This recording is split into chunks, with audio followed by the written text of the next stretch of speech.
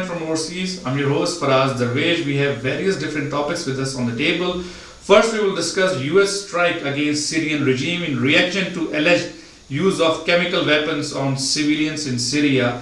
Looks like Assad forces have been accused of attacking this innocent civilians and using chemical weapons against them. So anyhow, we'll go deep dive into that topic and see what will be the outcome of these strikes. Then we will discuss the offer Nikki Haley, the U.S. ambassador to UN, has offered to mediate between India and Pakistan. Is Trump regime serious in mediating between these two countries, two nuclear powers? And then in the end, we will discuss the future of Mr. Steve Bannon. I have with me Riazak Saab and then Ms. Azam. Thank you both of you. Riazak, how do you see these strikes? Yeah, so I think before the strikes occurred, I think this was yesterday. Prior to that, like even just 48 hours before that, President Trump and his Secretary of State were saying that they did not want to have to worry about regime change in Syria. That they wanted and this is what they said in the election campaign too. Yeah, that they basically wanted to go after ISIS. They see that as the biggest threat. And then this attack occurred, and after that they completely changed their attitude toward Assad. So that's one thing that happened.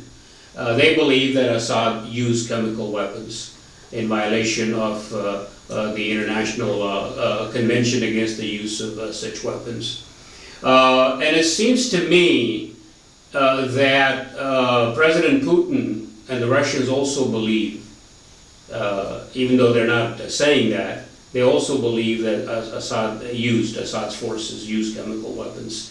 And the reason why I think that is the case is because prior to the US strike in Syria, President Putin's spokesperson, Dmitry Peskov, clearly said that our support for President Assad is not unconditional. Yeah. So it was almost as though they were saying, giving a signal to the United States that if you go after Assad, we're not going to intervene. And apparently the Americans did tell them that this was going to happen, that there will be missile strikes against Shayrat base, and to stay out of the way. And they did. The Russians actually, if they wanted to, they could have intervened. They could have shot down some of these cruise missiles. They have that capacity, but they did not. So the fact that they allowed these strikes to go through is an indication that there was a tacit agreement between the United States and the Russians. Is there an agreement or is it just an unofficial agreement? Sort of tacit agreement. Right. I think they have what they call a deconfliction agreement already, where they have an agreement which says that when Americans use force, they will notify Russians and they'll stay out of the way, and when the Russians do that, the Americans, so that they do not start an inadvertent war between the United States and Russia. Okay. Ms. But tell me, what is the outcome of this attack? How do you see this attack? Are you in agreement that it is a reaction to what Assad, or allegedly what Assad did to the civilians? 2013, this type of attack was launched, same footages came, but President Trump that time, not a president, Mr. Trump that time, he even urged President Obama not to get involved in Syria and all that. Now situation is a little different. He's a president. Yes, not because of, one is reason because of president, but you can see what things are going around him. First of all, he is under pressure because you can see that Devin Nunes has to come out from the investigation. Then his national security advisor came out from there. And then, of all the people, Steve Bannon was, which we are going to talk about it later in the show. Steve Bannon has to come out from the National Security Council, and it is. And then before we had General Michael Flynn. That's what's a National Security Advisor. You know, I mean, he came out, and Jeff Sessions is also. So a few people are being let go. So he's under pressure. Okay. So this time when this thing happened, and I do agree with Riaz that Russians have, Russians first of all, there are 4 bases there in Syria, you know, and thousands of Russian soldiers are there. And even in this Air Force base, there are Russian officials there, but nobody was there at the time of attack. Present. Second thing is that Russia has their S-300 and S-400 missile batteries, which can stop even a flying object as big as a football, you know, but they didn't do it. So there, it seems that Mr. Trump to kind of release that pressure from there. See, their biggest. What pressure are you? You know that. You mean the allegation on him that all the media attention is diverted. Okay. All the media attention diverted from investigation to that. Syria. So that seems very very interesting. That when first time it happens, he was keep on saying no and this kind of thing, but now suddenly he feels so sorry about those children. Right. So there are a lot of things going on around. Now Steve Bannon, who was kind of supportive of not getting involved in Syria, you know, he is out from there, and further his downfall has begun, you know, already. Interestingly, the lot of right-wing commentators did not like it, like Richard Spencer, who came up with this, who coined this terminology, alt-right. He's saying that 2020 I'm voting somebody else. Then right, he's under a lot of pressure. Understand? Yeah, now let's get to the dynamics of in Syria. Right, you have rebels, then you have ISIS, and then you have Assad. Yeah. Right. One of the theory is if Assad goes away, then you are looking for potential ISIS takeover, strengthening ISIS. Yeah. Lots of Arab countries are celebrating, have welcomed it, as well as Israel has welcomed this attack. Where do you see this going? Yeah, actually, I have been arguing it and writing it also for some time that, I don't blame President Trump too much of this Syria mess. You know, it is not quite President Trump's fault. It is more of President Obama's created mess, basically. How so? Yeah. Because the way his policy, 2013, he was unable to take because Secretary Clinton, Hillary Clinton, she wanted, when Russia was not even involved there, she wanted to have a no-fly zone over there. But that time it was not accepted by the US administration. Then President Obama created a red line, but still he crossed. And so tell me, what is going to be the outcome now?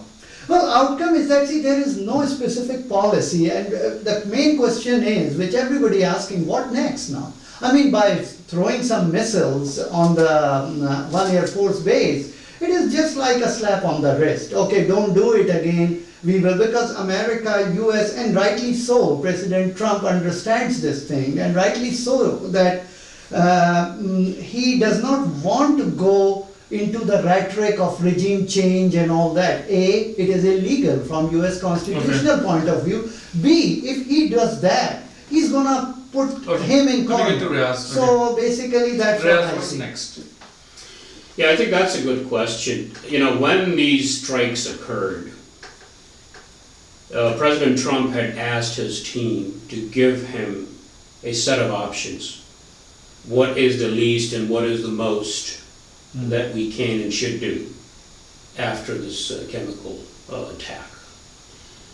And of the various options, the least, the most limited option that was presented to him was to go after just one of Assad's bases. Assad has multiple bases. Assad has an air force. And that is the Shayrat base, where the the American cruise missile struck. And obviously, it was a very limited strike. It was just one base.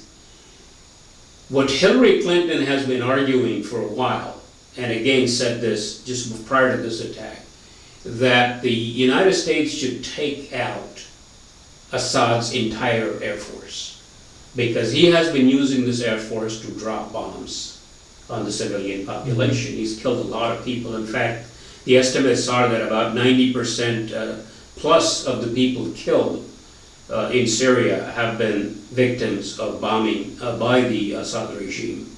So that was her choice, but Trump didn't choose that particular option. So I think they're still trying to figure out what to do. There is no clear strategy that has emerged. In this case, they were forced to act because there was a lot of pressure on him to act from within his own administration. They did not want him to be considered weak. You know, he's the new president of this country. Okay. And he had accused Obama of projecting weakness abroad. So they did not want him to be perceived as weak in response to this. So he had to do something. So what he did was the minimum that was suggested to him that he could do. Right, and then there is also a statement that, you know, this is not an ongoing strike. It was just one-off deal. No, they have said that they will act again. Yeah. They're keeping their options open. Right. No, there's no if. There's no if. She said very clearly that we can do more. So, Ms. Bab, tell me, what are the options for Assad now? Well, it is yet to see. I think that we have to wait a couple of days before we will see that. Although Russians are, Assad's option are no meanings whatsoever, because Assad's army is collapsed already. It's all gone. Russians troops, Iranian troops, and Hezbollah guerrillas are fighting for him. So it is more of a Russia. What is their option? What they do? And Iran. And Iran. But obviously Russia is the biggest power there. But Hezbollah works for Iran. Yeah, they have 4 different bases over there, you know, and obviously they are very, very strong there, in presence there. So what Russia is saying that, that this thing can escalate direct conflict between US and Russia, but I personally think this is just a... So what are the options for Russia then? Well, options, it is only found out because next week Secretary of State Tillerson is visiting Russia. And let's see when he goes there and talk to Mr. Putin and his counterpart over there, what comes out from those meetings, only then. It is this time, options, if you see options, Russia has a lot of options. It's a huge presence over there, they can do lots, But obviously they are not going to attack on US targets or US interest over there. Right. Because they don't want to start confronting, and this one also, when Americans they launched this attack, they first informed Russians. Riaz, what are the options for Assad and Russians? I don't think Assad has many options. I think he's totally dependent on essentially Russia and Iran. And if they were not supporting him, he would already be gone by now. As far as Russia is concerned, Russia does not want direct conflict with the United States for many reasons. The biggest one is that Russia's economy is doing very poorly. Oil prices have collapsed. Their economy is actually shrinking. If you look at their defense budget, it's very, very small compared to the United States. In fact, it's even smaller than India's and Saudi Arabia's budget now. It's way down there. They cannot maintain a huge military, much less, take on the United States. What about Iran then? Iran will probably continue, but Iran essentially will work through proxies. They've got Hezbollah there. Right. They can continue to support them. So I think at the end of the day, if the United States is determined to take out Assad, they can. There are no more options left for Assad. No, I don't think so. Right. But I don't think the United States wants to just go in and take him out for a number of reasons. I think they want to make sure that there is some alternative, because they have seen what happened when they took out, Saddam and Saddam. So they want to make sure that there is somebody there to take power when Assad is thrown out. Otherwise, it could be total chaos, and things could be even worse than they are. ISIS may take over. ISIS will definitely benefit from this. It will. Yeah, Right. the President Trump is doing right thing when he did not come out and say that, okay, regime change and all that. Yeah, because he And doesn't we want to must give him benefit a credit ISIS, because for if that. once Assad is gone, then ISIS has a pretty much correct. clean road, That's correct. right? And that is the biggest, second biggest power after Assad there. Yeah, so after Assad, potentially ISIS is going to take over. So that's the fear that all the Western powers have. Right. And even the Arabs have that fear Yes. too, because But- that could be a problem for them as well. Yes. Well, I mean, our Arabs, especially the Saudis, they have a problem with Assad too. They want Assad Yeah, gone. but they're much more afraid of ISIS than ISIS. Assad. So, I mean, it's a complex situation. It's a very complex. Where do you it's a want? mess. Tell me, You got it, seriously. and that's exactly I mean, it. less Exactly, evil or evil? I mean, it looks like Assad is then less evil. Then the same theory comes back, and again, well, Assad is not as evil as ISIS. And that's why I am endorsing President Trump's policy there, that That's- he's taking a very slow step. He Okay. just gave a slap on the wrist that you cannot Why do not? it. Why not have a dialogue with Assad then? Well, Why not open up a diplomatic ties well, and then influence him through that? that is difficult. That is difficult because see Why the so? thing is because water has been crossed a lot. I mean, Reality. this is not happening. Yeah, I in the don't think coming they days. want to talk to Assad. Yeah. For the simple reason that Assad has been a problem, not only for the United States, but for all of their neighbors. Not even for Now let me go to the Venezuela topic and number all 2. that. The Nikki Haley's offer to mediate between India and Pakistan. Is US serious to mediate between India and Pakistan? Maybe bring this power to some type of peaceful solution. Reyes, let me start with you first. Yeah, so Nikki Haley made a statement. I think it was part of an interview or something, where she said, one of the things she said was, it's absolutely right that this administration is concerned about the relationship between India and Pakistan and very much wants to see how we de-escalate any sort of conflict going forward. The other thing she said was that I would expect that the Trump administration is going to be in talks and try and find its place to be part of that. We don't think we should wait until something happens. We very much think that we should be proactive in the way that we're seeing tensions rise and conflicts start to bubble up. And so we want to see if we can be a part of that. So this is what she basically said. Now, obviously, Indians are opposed to that. Okay. And they have always said that they don't want any international mediation, any third-party mediation. They want to be a bilateral discussion. But my guess is that this has happened in the past, and America says we're going to do something, and they say, no, we don't want you.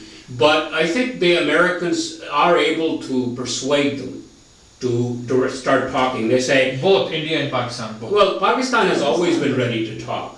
Pakistan has never said no to talks with India. It's India that has been saying no to Pakistan and applying all kinds of preconditions. You do this, this, and this before we'll talk to you.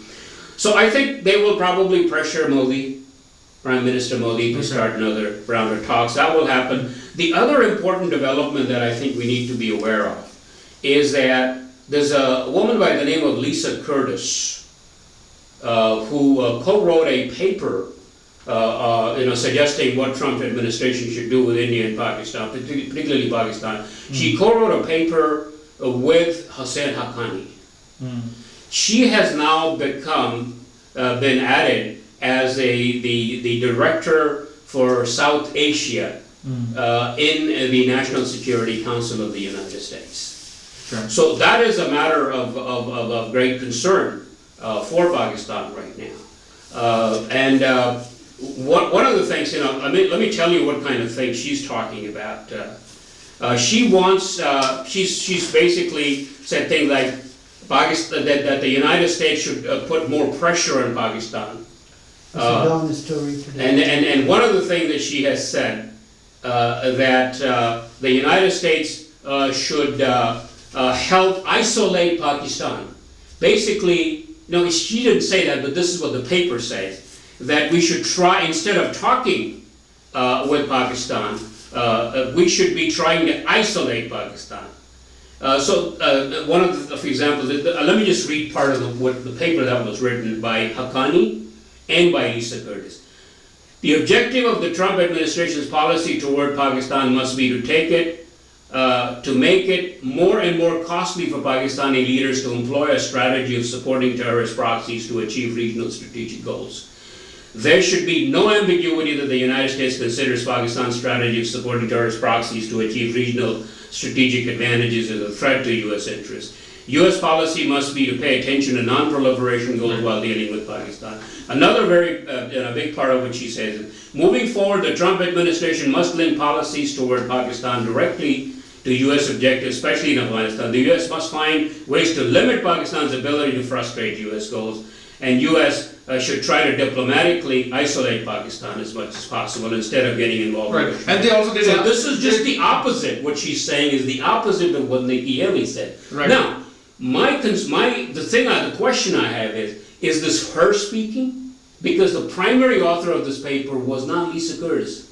The primary author of this paper is Husain Haqqani. Oh, they did a So we don't know. They did a talk on this one in Hudson Institute. Yeah, Yes, but these are the words that are in there. Now, who wrote these words? Whose ideas are these? Are these hers or are these Haqqani's ideas? Well, That's the question I have. Well, we don't know, but I think, did you see the talk they did in Hudson Institute? Yeah. And looks like it is pretty much both It are in, was mostly Haqqani talking. right. Both are in agreement on this. That Pakistan, That's why Pakistan they needs to wrote be down the isolated paper, yeah. and be brought to table. So it's interesting Right. that on the one hand, Nikki Haley wants to, get involved in discussions with Pakistan and India, and on the other, you're hiring Lisa Curtis.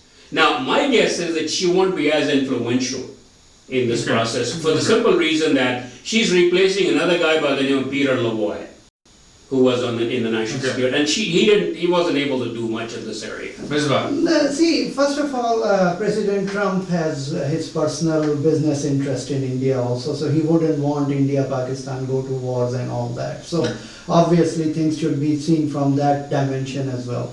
Second thing is that I do not think that US can moderate between India and Pakistan. First reason, India will not accept it. Even if they accept, they have a tilt towards India more. And then US has a tilt towards India. US has tilt towards India. Because of the economical reasons. Economical reason, and then you see their think tanks, everything, they were all supportive to that, and they influenced the government. I mean, just Riaz gave the example of one paper here, so that is... This was recent, by the way. That's correct. And the reason I gave you the example is because Lisa Curtis is co-author of this paper. I agree, and this is the Dawn News also, it just came today, this story. So I personally do not think that, and then think about it, Kashmir. Kashmir is not only India and Pakistan dispute, part of that is taken over by Chinese also. Right. So obviously China must involve in that also. Right. So it's difficult. It's difficult, I don't consider. So you're saying Nikki Haley will not be able to do much? Let's see. I mean, what kind of Nikki Haley, when she said right of India rejected already, and after that there is no follow up on that. Okay. So Let's I move don't forward. think it is Let's come going to anywhere. the future of Mr. Steve Bannon. Future of Mr. Steve Bannon, I think that when Dr. McMaster came, Riyadh told that now one of his condition is that Steve Bannon should be out, and that happens. He's out now. And slowly he's going down this right, and now the Republican, this Republican party become a right-wing, conservative right-wing, and it seems that instead of being the alt-right type of movement is going to fail, and Trump administration would be simply the right-wing type of Tea Party type people will be running. Yeah, I think in a way what's happening right now is the mainstreaming of President Trump within the Republican conservative mainstream. People who wanted to fundamentally change the US policies such as Bannon, have failed. Both of his major initiatives, the bigger one was the Muslim ban. In fact, he himself wrote that. That's what is alleged. And then the idea of this, repeal and replace Obamacare, both of these ideas have failed. And he's getting blamed, obviously. The other news is that there has been a serious split between Bannon, Steve Bannon, and the president's son-in-law, Jared Kushner. Right. And in fact, it's so bad right now in the split that Breitbart is starting to write a lot of negative articles about. Breitbart is owned by, used to be run by Bannon, and his cronies is still there. And they're starting to use very negative language about Kushner. So I think the falling out is going to happen very soon. So far they have only removed Bannon from the National Security Council, and the next step is he's going to be out of the administration. Oh, that will be pretty interesting. Yeah, because President Trump is now more getting realistic about things, that these type of right-wing and stuff, and launching attack on Syria is also one of the deviation from, because Steve Bannon did not want that to happen. So he was a very big supporter of not getting involved in Syria. Okay, well, Riaz and Ms. Dabo, thank you so much for watching, for providing your inputs. Audience, thank you for watching. We'll be back next week with new topics. Goodbye.